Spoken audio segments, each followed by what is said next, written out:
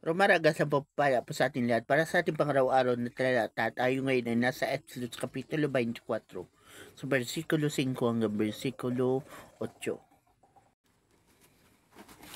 Pagkatapos inutusan niya ang ilang kabataang lalaki na magdala sa altar ng mga handog na susunugin. Sila rin inutusan niyang pumatay ng mga hayop na gamiting handog sa pakikipagtipan kay Yahweh.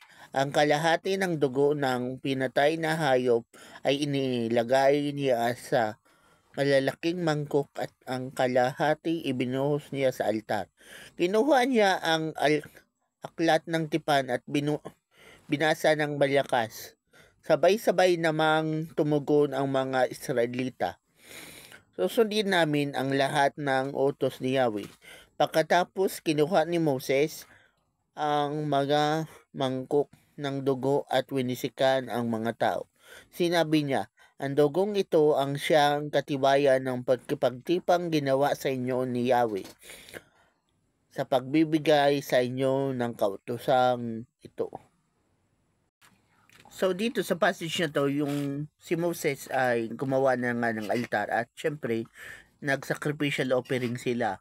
At yun nga na hiwinisikan niya ng dugo yung mga Israelites na fellow leader niya. So kasi noon, yun ang nagre-representa ng covenant o pagkipagkasundo nila na susundin nila ang Diyos.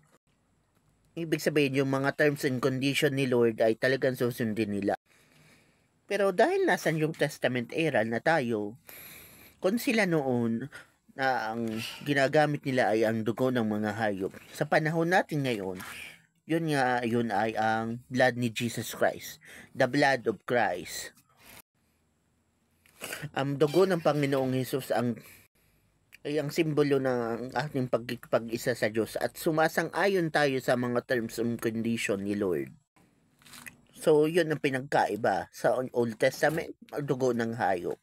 Pero sa panahon natin ngayon, it's the blood of Christ. O, di ba? Kaya maglingkod ka na rin kay Lord.